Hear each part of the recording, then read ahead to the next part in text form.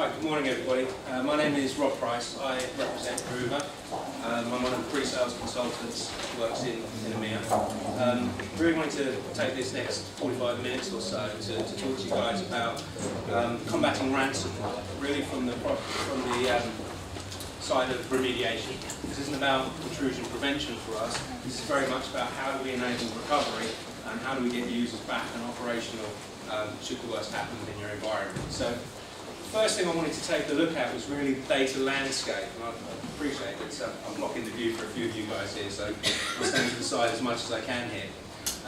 But if we look back at the last dozen or so years of data in the data landscape, back at the turn of the millennium, there was much more certainty about the information that we had, where we stored it, how we looked after it, how we maintained it, and the routines that we had available within our data centers to roll back should an event happen, be that logical corruption, data deletion, server failure, whatever it was. We understood very much about the idea of disaster recovery, backup, and data protection and preservation.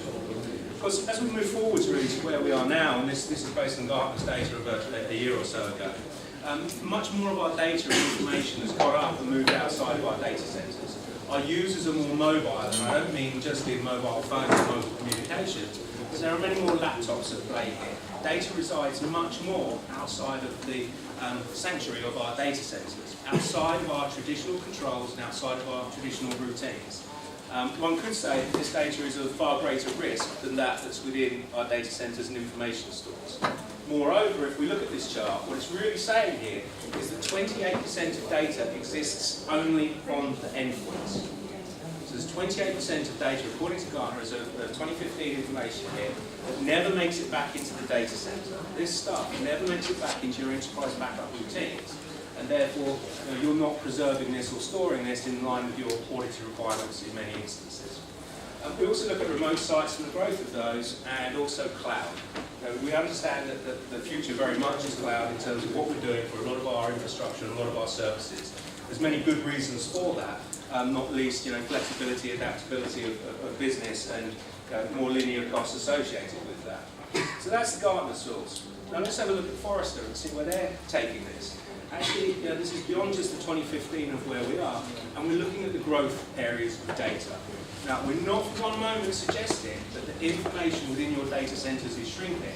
Moreover, that the information outside of your traditional firewalls and backup and data protection routines is growing. So this begs the question then, really, how do we wrap our arms around this data? How do we secure this data? How do we ensure that we have recovery points, remediation, and audited retention applied to this data and information? So, traditional tools are not stretching to this realm. We're not able, through traditional tools, to really look outside of the firewalls of the data center. How do we track this data and information? How do we protect it? So, once we accept, as we must, that data is changing and where it's residing is changing, we must also accept that there are risks with this that our traditional routines and our traditional working practices have not addressed.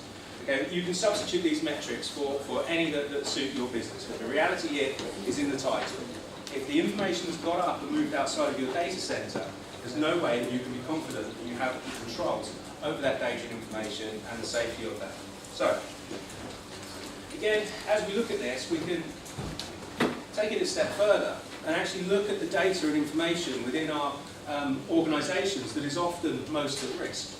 This is very often the most senior and influential people within business are reticent to put their data and information back into data centers where admins can gain access to sensitive information that often affects share prices, etc., etc. So the concerns here really are that there's less or no network backups. Have they backed up to USBs? If so, yes. Where are they? Are they encrypted?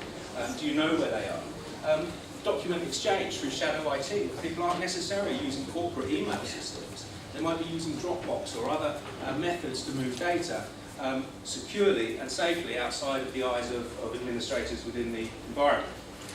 But also the mobility of the execs and of mobile workforce in whole increases risk significantly. Obviously the data is residing on a mobile device. It's got up, it's walked outside of our data centers, it could be left on a drain in a pub, it could be stolen, it could go pop. There are any number of things that we know that accept that can happen to data when it's remote and mobile. But also there's the connectivity to unsecured networks. You're going to hear a lot over the course of today about perimeter security and intrusion prevention. This is all great and it's all valid, but only when you own the perimeter. What about when these guys are connecting from a Costa Coffee or from a rail station somewhere? You've got no control over that and what they're actually accessing and the data and information that's available to their systems. And of course, being mobile, they're often lacking in updates for security updates, for software, for operating systems, etc. So the risks are often greater the more senior or the more sensitive the data and information within our environments. So, with that, we then kind of accept that there's a number of things that we need to do here. Really 3 facets to this. There's the attack prevention. Again, many people will be talking to you today about the perimeter security, about networks and prevention of these kind of attacks coming into your environment. And that's great. But what if they do? What if you have been attacked? What are the things that you then do? Well, in order to remediate or recover from that, you need to have collected and preserved that data, but you must do it in a sensible and non-intrusive way. There must be a way of seamlessly collecting and storing in a highly secure way the data from all of those endpoints, wherever your user is, and a decent frequency as well. So, again, read-only and untouchable, so that this stuff can't be infected by any ransomware or any other kind of viruses or security threats that come into your networks. But also as well, if we're going to ingest this data, if we're going to bring it in, if we're going to secure it and preserve it, we need to make it accessible. So for that, if the device has indeed been crypto-locked or ransomware or just gone pop, how do you let the exec get to that data quickly? How do we access that? So it must be secure, it must be accessible. But also as well, we should be indexing this. We should be structuring unstructured data. So this is often the most difficult for us as IT guys to really get our heads around. What have we got? Where is it? Who owns it? Where does it live? Now we should be collecting, and as Druva we do of course, collect the metadata of all of this information as it comes in. So it's absolutely discoverable, it's visible, and usable. So it's structured to unstructured data. So what does that really mean in terms of today? And looking at ransomware specifically and dealing with ransomware. So we all know what it is. Okay, we get attacked, our stuff gets encrypted, we need to pay money to get a key to unlock it, all right? So, there's a number of steps that we can take within this. And actually, I should point out the increase in ransomware attacks here now. I'm actually sitting on the front row and I share a common employer in the past, and I've nicked some of their data here in Symantec. But if we look here, at the far left, 2005 is the first time we really saw this kind of attack. And as we move further forwards to the right-hand side here, we see the increasing growth in these encryption attacks. Okay? Not least because of the change in the status of where our data lives. It's much harder to attack our data centers than it is to attack people that are out on the street, right?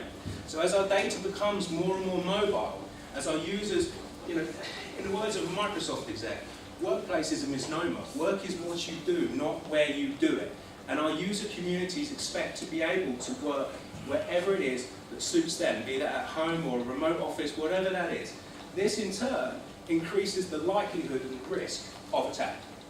So if we accept evidence from the likes of Symantec with regards to the percentage increase in those ransomware attacks, how do we then protect ourselves? So, again, gone the wrong way, sorry.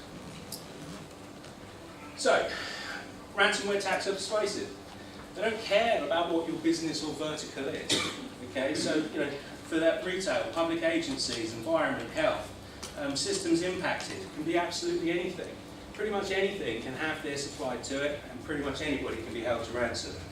And actually, the location of this data is, again, no guarantees about safety here. Now, the example here is Denny's, the kind of fast food restaurant in the States. Now, not only after going to Google did they have an employee that managed to lose all their data for us, once they got that back, they were also attacked for ransomware as well. So having your data within a cloud-based application like Google or like Office 365, they're availability platforms, they're not data protection platforms. You have no rollback or no rollback capabilities within those. So your data is every bit at risk if it's in a cloud-based solution as if it is on a laptop.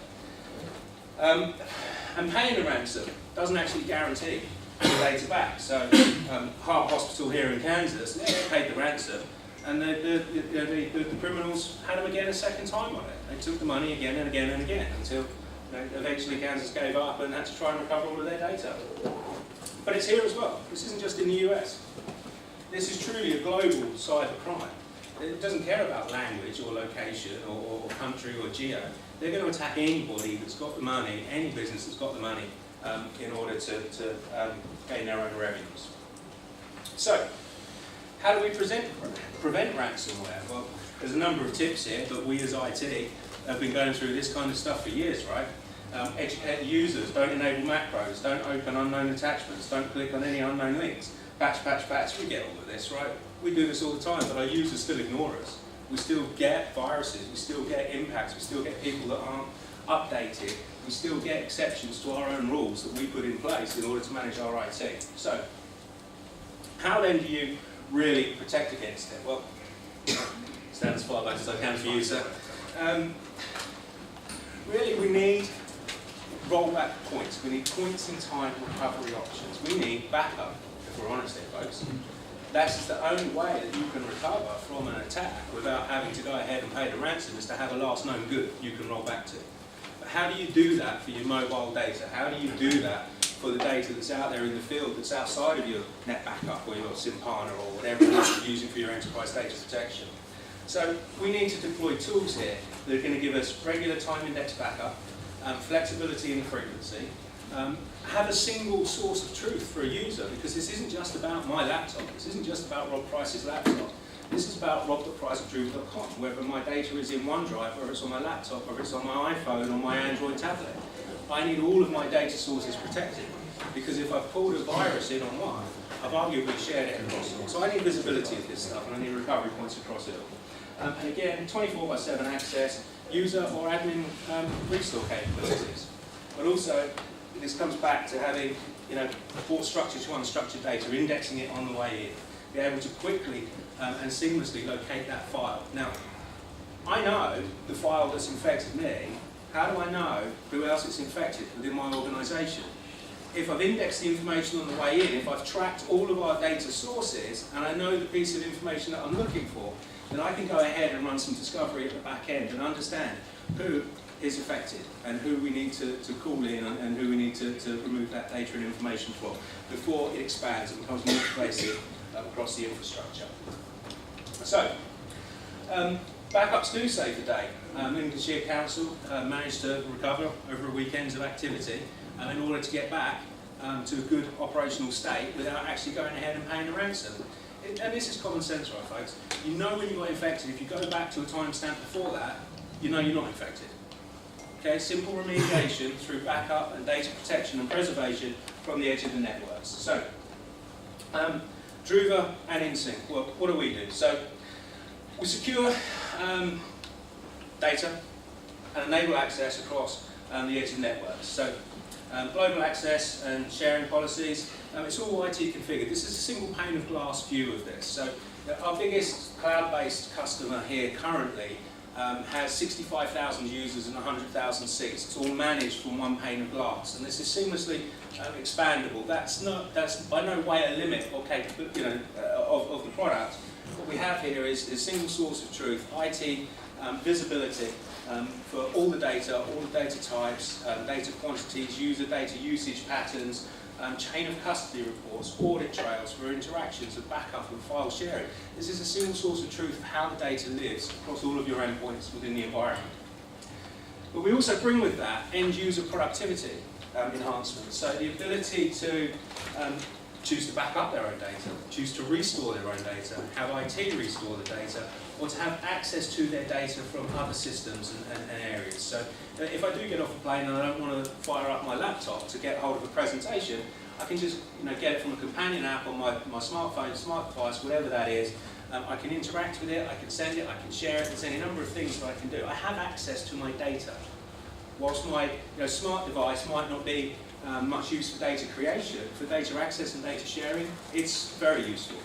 Okay, and so if you think about how you use data and how you consume data yourselves on a day-to-day basis, it actually makes a lot of sense that even if you can't necessarily create information because your device is unavailable, you are still not handcuffed, you're not hindered from being able to carry out the majority of your day's activity. So, that's the productivity advantages there. Again, we really don't care what device this is on.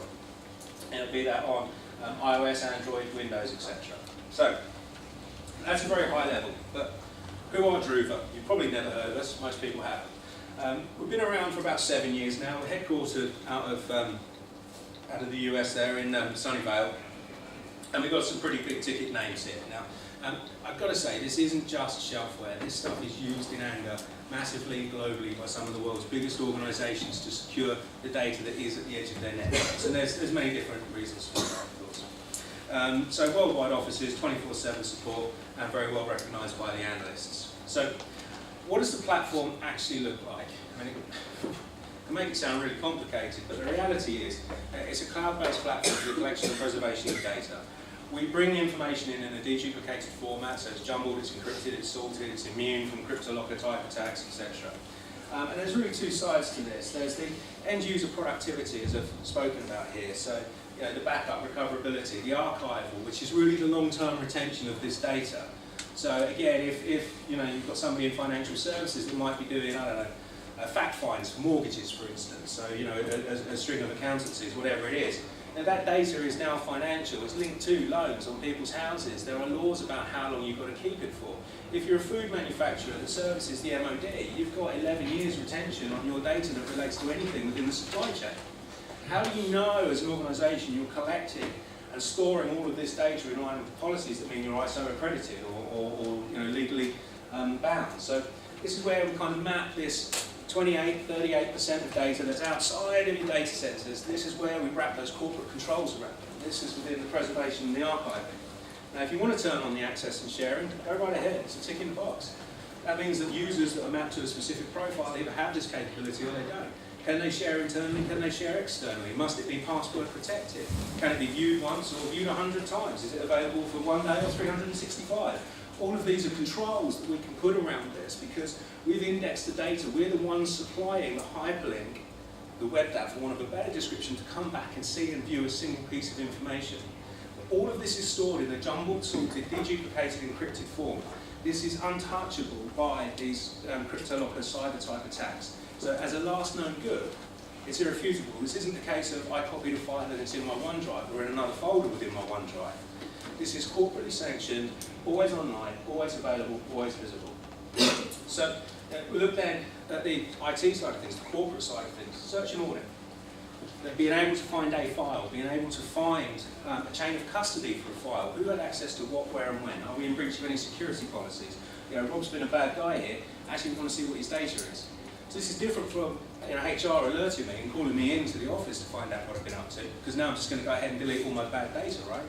This has been captured real time, consistently over months or years, be that every 5 minutes or every 5 days. This data is being captured. It's a single source of truth. It's an evidential proof of data. So we can go ahead and search and audit that. We can put it onto extended retentions through legal hold. We can restrict it from ever being removed from the archive. So there's lots of things that we can do here. There's visibility that we can put into place. There's proactive compliance that we can put into place. If you, do you mind taking questions? I'm trying to get to the point where absolutely I'll take questions. So yeah, I'm not going to fill the full hour here with slides, right? So there will be plenty of time for QA. Or if you prefer to ask now, ask now. If you don't mind, I think I've got it, but is it the case that one has one's own file server and one's own office, and then there's an exfiltration of copying of my data here into your data area, and it's that process that stops any things that get encrypted accidentally right. down that pipe. This is less about, the gentleman's question here was, is this about protecting a file server that's already inside your data center and moving that information off-site to do something else with it? With the InSync product, no it isn't. Our Phoenix product, which is cloud-based server backup, would attest to that. In this instance, what we're doing here, folks, and the question that's guided me well on something I forgot to mention, this is from a user-side perspective, right? When we look at protecting data within a data center, we've got a certainty of server-side backup. We own the infrastructure, we can take a whole view of it, right? Once we start to move outside of the data center, you can't take a system-side view to try to extract the information because you don't own the OneDrive, you don't own the Google Drives. You are populating through binary large objects, one of a better description, MySQL or whatever it is in order to store this data. The only way you can realistically capture information from Box, Office 365, OneDrive, all the others, is to take a user-centric view of this. Okay? So that means it looks like my file server, it just happens to be in your data center. The protection of it, kind of. The file server, you already own control of, but you don't have control of the end user device. You don't have the laptop, that's out in the field. You don't have the OneDrive. You might have an admin account for it, but you can't take an infrastructure side view of it. So you're only talking about, or predominantly talking about data on my laptop, the protection of that. For the InSync product here, yes, absolutely. For Serverside, that's come and see me afterwards, and I'll walk you through the Serverside stuff, which sits slightly differently because of the security model. But the point I'm trying to make here, and you're absolutely correct in what you're saying there, is if you want to back up Office 365, you can't really do it from the server side. You have to do it from the user side. You have to be opportunistic and capture it from a user-centric perspective. If I've got 1,000 users and I've got 1,000 access points to the cloud, I want to leverage them. I don't want to come back into VPN, into my own networks, and use the bandwidth available there to go back off to the cloud. I want to go straight into the cloud. And if I'm doing a cloud backup, I want to go cloud to cloud. I don't want to triangulate that across my own networks at all. So the only way to do that is to take a user-centric view. When you're online and you're connected and you are authenticated, we will back up Office 365 straight to our instances within AWS. Okay? So it's cloud to cloud direct, no triangulation across your own networks. That also adds extra layers of security to that whole process as well, because it's encrypted between the two, encrypted between the two, and I would struggle to believe any of you if you said you knew more about security than AWS. And the key point you're also bringing out here is that you're stopping misbehaviour, because if you effectively got an audit trail of what each person has done on their device, and therefore you can see stuff and also... Absolutely correct. So this is where we form what we term proactive compliance. This is where we can look for strings of data, types of data, social security numbers, passport numbers, credit card numbers, all that kind of thing. We can look and understand the type of data that we wouldn't want our users to have on those endpoints, and we can monitor for it and we can alert to it should that kind of information start to occur. We can put our own bespoke strings in here as well. So if you were worried about intellectual property finding its way into the hands of competitors, we can look again for the types of things that you would not want to see on the end user's device and proactively look for that and alert, make whoever the appropriate authority is aware that there is activity that user is undertaking that is outside of your controls, and then indeed will take appropriate action as with. So that, if you like, is very much the corporate control side of things. It's a single source of truth here. This is the corporate information memory that is timestamped and indexed as frequently as every 5 minutes. This is irrefutable. We have clients, Booz Allen Hamilton over in the US, that are a consultancy that do an awful lot with the military over there.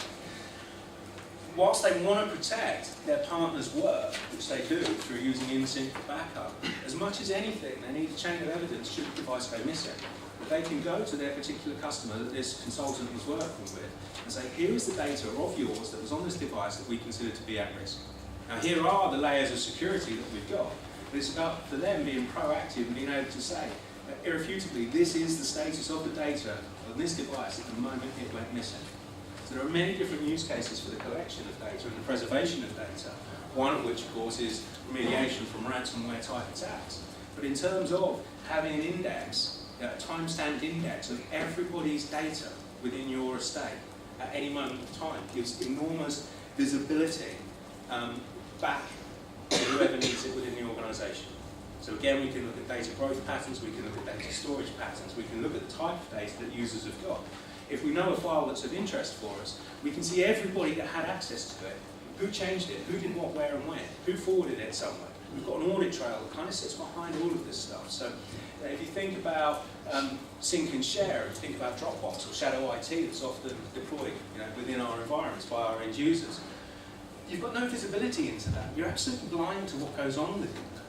But through the use of Druva and the use of InSync, we can add that capability back to our user environment. They can use corporately sanctioned tools to do the things that they're employing Shadow IT for. And we've got visibility of it, we've got control of it, we've reclaimed control of this user behaviour. Okay? So in terms of what we do, we're also recognised by Gartner as being the leader in this area. They've created this report on 3 occasions over a 4-year period, which is about enterprise endpoint data protection. There's no magic quadrant here. This is a critical capabilities report. And so we've come out on top with regards to that. So, in terms of what I'm talking about here and the remediation from ransomware, the time index backups for configurable controls. So, absolutely being granular on what we want to collect. Do we collect everything or do we collect a subset? Is it only my documents? Systems and app settings. This is what we term as the persona information. So devices go missing, right?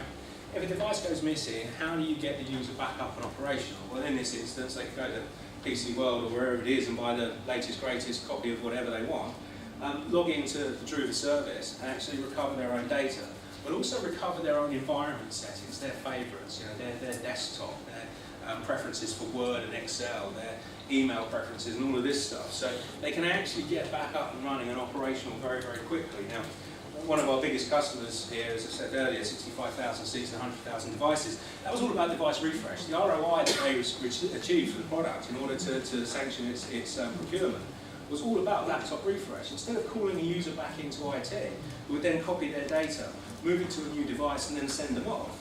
What we're able to do with Druva is just remotely be able to back that stuff up, collect all the user information and environment variables. So IT could just ship them a new device, be that OS refresh or hardware refresh, whatever it was, and actually go ahead and have the user initiate their own recovery and set themselves up. Once happy with the new environment, they just ship the old device back. So the actual ROI can be built into this product very, very easily. When we look at things like laptop refresh, be that Windows 8 to Windows 10 upgrade, whatever it is, the company in question is refreshing something like 3,000 laptops a month on a constant flow because they're enabling users to go ahead and be able to do this. So again, many different use cases, but in this instance, granularity to make sure we're capturing the data that's of importance and relevance to us as a business. And it should be comprehensive as well. There's no point me looking at just one device. As I said, this is about Rob Price and Rob Price's data, it's not about Rob's laptop. So if I've got OneDrive and I've got my iOS and my Android devices, I want to know that my data is protected across all of those sources. Because if, for instance, I've got an infected file on one, I may well have an infected file on all of them. So how do I know? How am I making sure that I can roll back and be able to do the things that I need to? And also give visibility into the whole estate. Where is my risk? If I know the file that's infected, who's got it, where is it, on what device? And again, across cloud applications, because they themselves are not immune from this. Question, if you're asking 3,000 end users a month to do their own refresh, how technically advanced do they need to be? Quite literally, users don't tend to be that. When shipped to a new device, and they log in to the service, straight away they're asked what they want to do. Is it an additional device or is it a point to recover? Point to recover automates the recovery of their environment. So it's quite literally a login with their username and password, which can link to Active Directory and single sign-on and everything else. So full integrated mass deployment capabilities with this as well. So quite literally, they log in, the automated scripts are such that it recognises the user's logging into this device for the first time, what are they doing with it? And it's a very simple question. Is it a new device or is it an additional? If it's new, recovery begins. That's it. Does this also therefore mean that we can get a whole load of other benefits, like understand the patch level? No, we're not looking at that kind of, that's really alter a system state type stuff, and that's not what we're trying to do here. We don't look at the device, we look at the data. We follow the user. We don't care how many users are on a single device, by the way. Each one is absolutely segregated from the other. There's no risk or chance of cross-pollination. We follow the profiles and manage the user data in that way. But this isn't about exes, this isn't about cabs, this isn't about taking a snapshot of the device and DRing something that's had a disk failure. This is about the capture and preservation of user data and information, the stuff that you as organisations are paying people to create, store and use for the benefit of the business. So again, we're not trying to do that snapshot, cat file, DR thing. So it's all user-based data. So if I log on and I want to restore the data, actually I still need to separately I need to install that and all the other bits and pieces. Yes, yeah, that would be it. So in terms of system refresh, yes, you need to put a gold build on it as IT, right? So you need to thrash something onto it that you send out. This isn't about that whole deal piece. So yeah, we're not looking at patch levels or OS levels or any of that stuff. It's again just about the user data. But in terms of recovery, there's a very simple client that a user can interact with or not. You can show them it or not. It can be completely silent, completely blind to the user, or you can give them all sorts of controls about adding different folders and changing schedules and doing all that kind of stuff. But the importance here is, I know you won't be able to see it from here, we can publish out all of these snapshots. So the latest, greatest by device is what's immediately there, and we can offer users snapshots against all of that that will go back to their complete history. So they can roll back in time, but also because we index this stuff on the way in, when the user says, I think I had a file that might have been named something like that, and I think I had it on around this date. Could you please go ahead and find that for me? Okay? Actually, in this instance, because we've indexed it, they can search for it themselves. They can put a file name in with variables and Boolean searches as well if they want to, and find everything that relates to that. So they can serve themselves in terms of the recovery without having to, email a help desk or log a call or do whatever it is to waste somebody's time to find a file that they forgot. So all of this stuff is within there. Again, kind of mitigates and reduces the cost of IT to IT, being able to administrate and protect these users as they exist out in the field. And does it work if you own a Mac, a tablet, a mobile, an iPhone, a Samsung, and a Windows laptop? It consolidates data across all those platforms. Yes, absolutely it does. So we license per user, not per device. Okay, so by default, we allow any user to have up to 10 devices for that one particular login. Okay, under certain circumstances that can be changed. But 10 devices ought to satisfy pretty much everybody's need.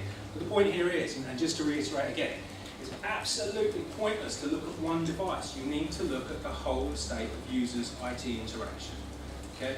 If you're not doing that, then you are vulnerable in many different areas. Okay? So, in terms of, again, this really comes down to the search here. We can look at different profiles. We can put in different users, by default alls within here, file names, file types, modified between, look at sizes, etc. And go out and get a full report of everything that is within the edge of our networks, within our mobile estate, and we get a single view of that, a single holistic view, a single source of truth. Okay? So we can find anything that we need to within the environment. So this is frequency based. This data capture could be as close as every 5 minutes. And that doesn't matter if that's from the endpoint or from cloud applications. This is near CDP, okay? This is near real time in terms of what's happening there.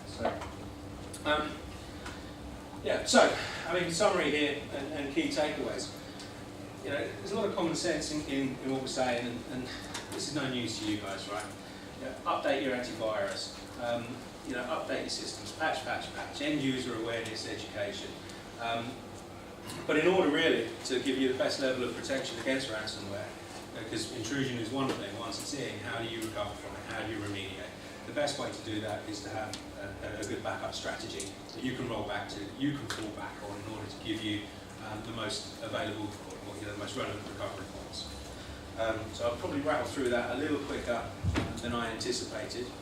So any more questions, please? Yes, sir. Hi. Did you say you deployed this within the AWS? Right, so we partner, it is possible by the way to deploy this within your own environments. However, 95–96% plus of our customers do indeed deploy this to cloud. Now we partner with AWS and also with Microsoft Azure.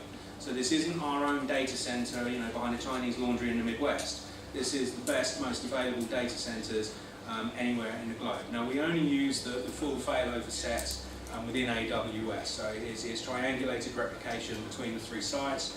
I want to educate everybody on AWS's levels of security and accreditation, but there's nobody else on the globe that achieves as much as they do. So we partner with them, and through that we get 11 nines of data durability, so that's the risk of losing 1 part per billion or something of deduplicated chunks of data. So incredibly resilient, the kind of levels of resiliency you can't really build into your own data centers.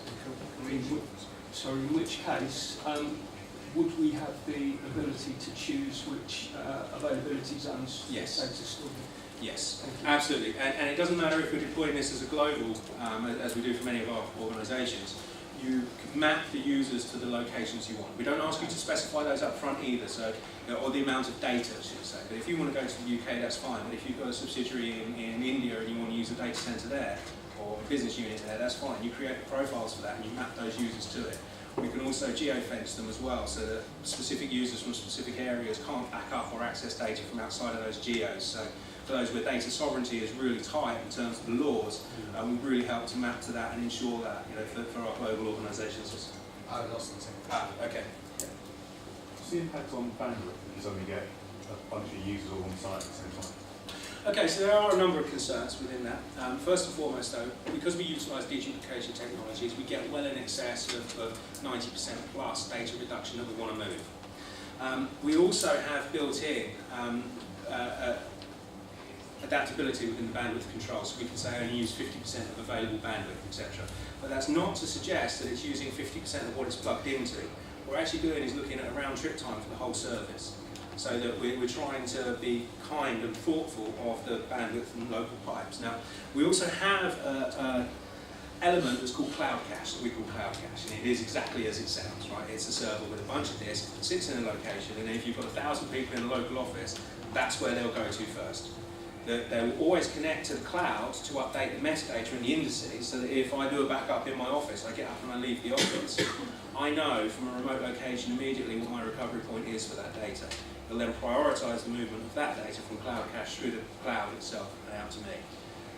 But it's always kind of real time in terms of the movement of that. It's just trying to be protective of local networks and capabilities. We've also got time windows for operation as well, so 24/7 we can put exclusions in, so you've got that 9 o'clock Monday morning thing.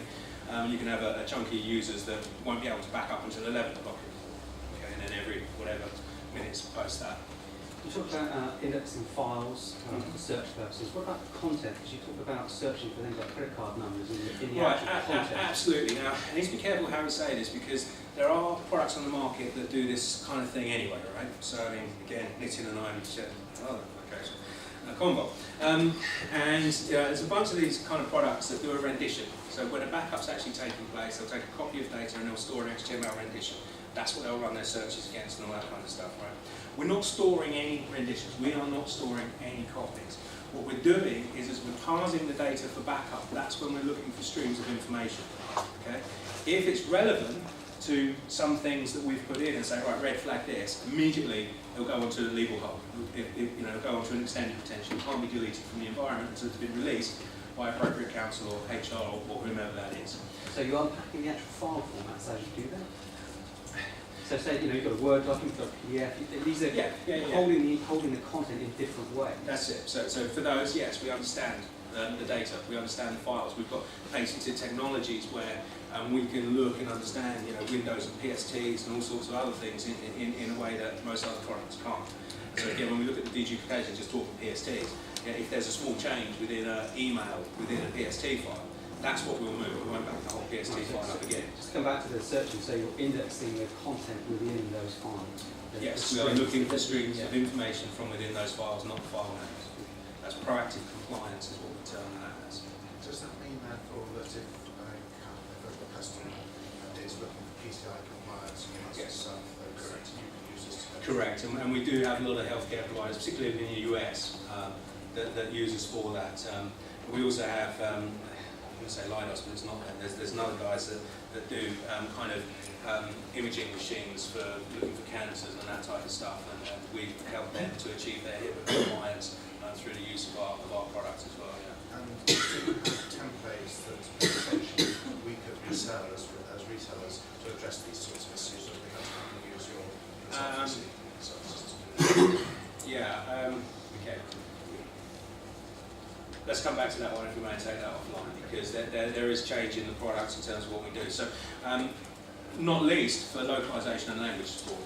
Okay, so there are considerations around that as well. So we have a bunch of standard templates that look great to our US colleagues, but less good to those that are in Belgium or France, for instance. So there are some back-end changes within the product where we're looking at automate or having more expandable templates that are available, but also for you guys to be able to build your own. So that a customer or organisation can find something that's very specific to them. I mean, we've got some rudimental capabilities to do that anyway, but we want to be able to be more dynamic in the way that we add that. So it's been really interesting in the last few, particularly in the last few years, started to draw into this, and you know that we're talking about the user product, the sorts of capabilities you've been going through just in the last few minutes, does that equally apply to The server-side backup uses exactly the same data transport mechanism. There's a good reason why they are two different products as they stand at the moment, and that's really about authentication and the security mappings. Because when we're looking at a user side, we're looking at what the price of Druva.com. Well, I might be a server administrator, but I don't want to leave myself logged into file servers all over the place, right? So I need a slightly different security model to move that. I'm thinking more in terms of the indexing and PCI compliance and ones. The only thing I can say with all certainty is that's coming. It's a horrid thing because we end up talking about roadmap with this type of thing. But the reality here is because we're a cloud-delivered solution, we're running cloud updates every 2 weeks. Okay, so this isn't like having a 3.4.1 and waiting 6 months for 3.4.2. This is a constant evolutionary cycle within what happens at the back end on the cloud side. On the client side, the client updates once every 3 months. Okay, so that's how the deployment for that works. And again, you can deploy that as an organisation, or you can have end users just tick a box that says auto update and away you go. And that brings increasing capability in as we go. Now, I want to go 2 futures on this, but I would happily discuss this with you post-event as opposed to publicly. But what we are looking to do is be much more granular in terms of the capabilities that we have and where we pick and choose to deploy those. I think is the easiest way I can say it here, the safest way. How does it deal with encrypted end-user files? Okay, so there's a couple of things that we do there. We can actually force encryption through Windows EFS as well, either just on the drives that we're wanting to back up or the whole system. But ultimately, because we're logging in and collecting data as a user, when the user is on and logged in and working, the user has already authenticated themselves against that encrypted data. So it's already open and it's already visible because it's the user that's accessing it, not us as a desktop service. Right, so you can still interrogate those to get the special strings to put them on legal hold. Absolutely, yes. So even if I think I'm being quite clever by encrypting all my attachments.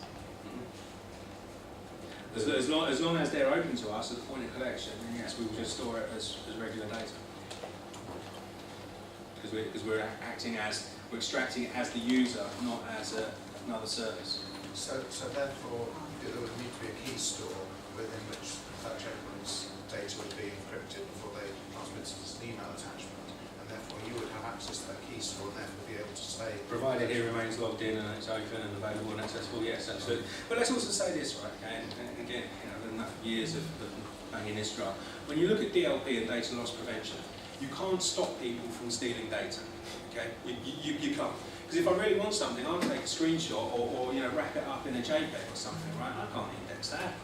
Nobody can. So you can't stop people from being dishonest, but you can alert to those that may be unsure of what they're doing. Yes, sir. Related question. Suppose I'm using a password utility like KeyPass. You would not be able to see into that. To help me understand how the product works, I guess I'm thinking, if I wanted to recover the version of KeyPass that I was using 2 years ago,